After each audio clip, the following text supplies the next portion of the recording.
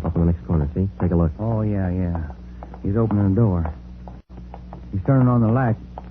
Yeah. Looks like a false alarm, Joe. Well, let's check him anyway.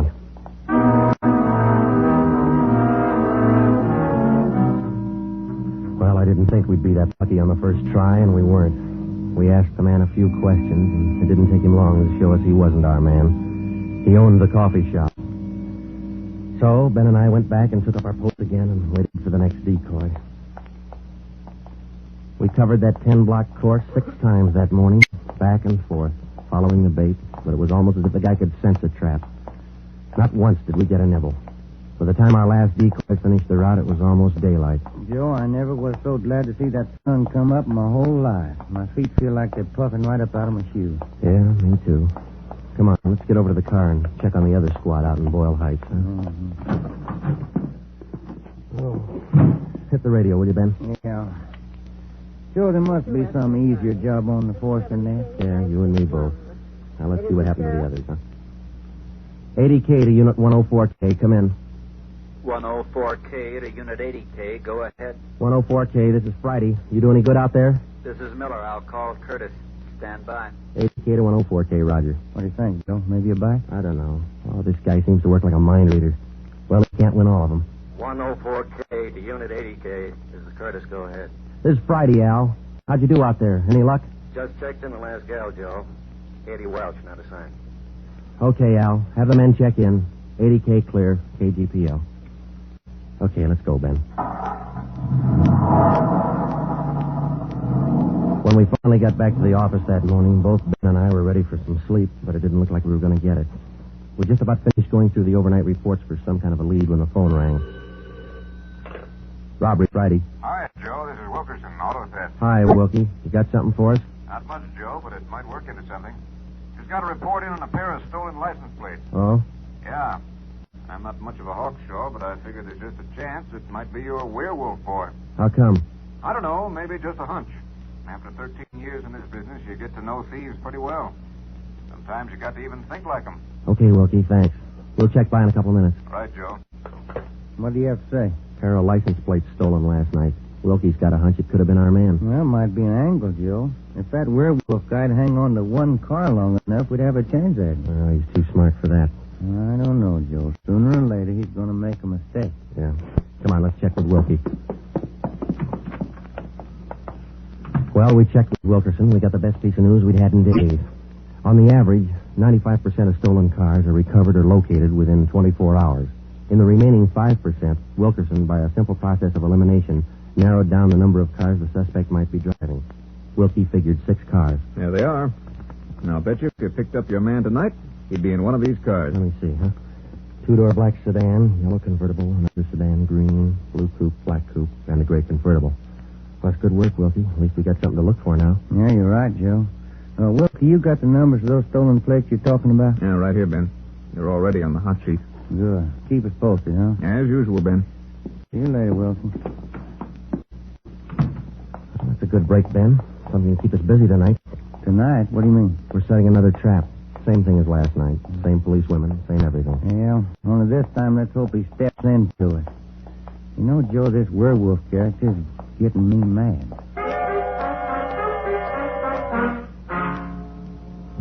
That night, we followed in our own footsteps. We planted the policewomen decoys in 3 separate districts, and a few minutes before 3 a.m., our squad of men took up their positions. The same policewomen went to their waitress jobs in the same restaurants, and Ben and I and the rest of the men stood in darkened doorways or empty filling stations or whatever cover we could find. And we waited and waited.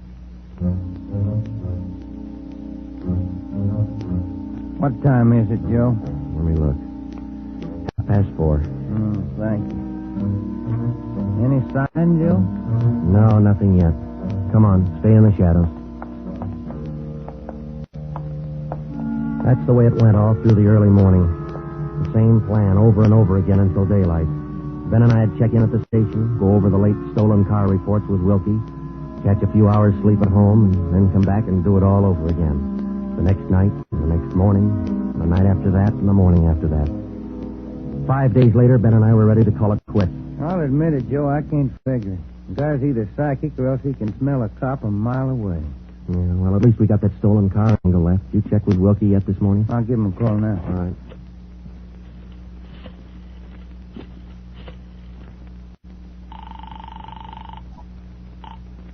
Auto theft, Wilkerson. This is Ben, Wilkie. Got anything for us this morning? Yeah, I just going to call you. You fellas ought to let me solve your cases for you. Why? What'd you get?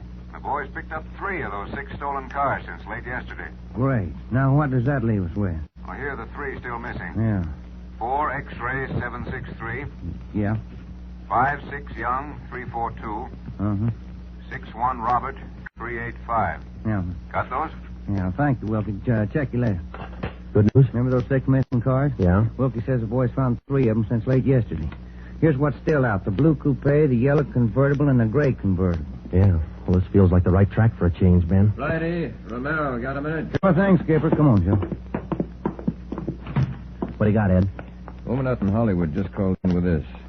She said she walked down to the corner from her house last night to mail the letter. On the way back, a guy pulled up in the car and tried to drag her inside. Any description? Big, heavy set, dark, same thing. Well, how'd you get away from him, Skipper? She said she started running as soon as he made a motion toward her. When he saw her run up the steps of her house, he jumped back in the car and took off. Well, how come she didn't call in before then? She hasn't got a phone. She's afraid to leave the house again until this morning. Sounds good, Chief. You got her address there? Here you are. Mrs. Tom Burdick, 1237 Wilcox, apartment 10. Come on, Ben. This might be what we're looking for.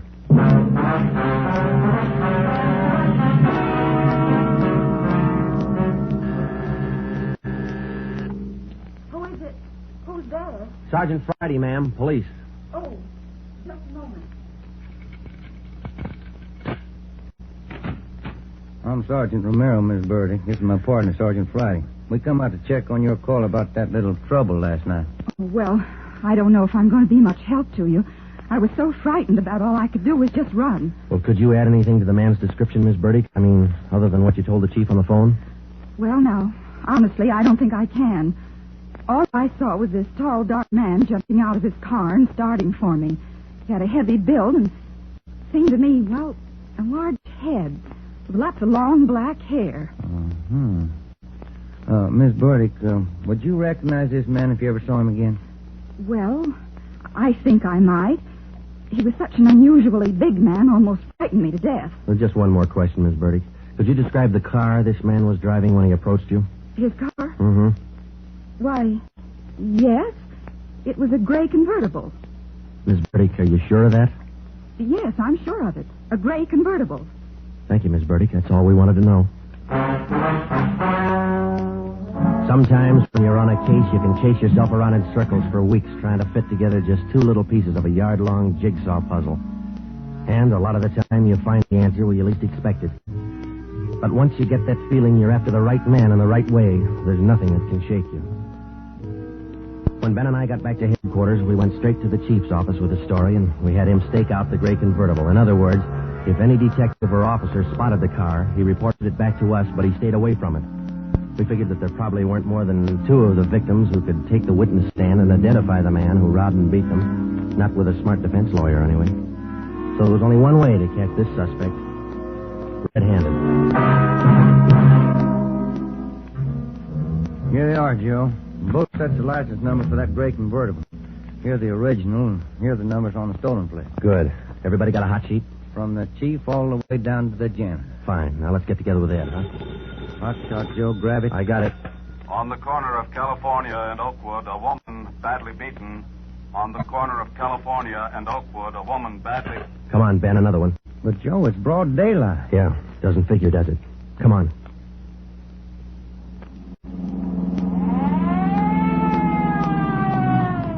That vacant lot over there, Joe. 2 plainclothesmen and uniformed officers were keeping the crowd back. An ambulance was drawn up by the curb, but it was empty. When we got down to the rear of the lot, we found out why. They were waiting for the coroner. The woman was young, not much more than 30. Her body was half sprawled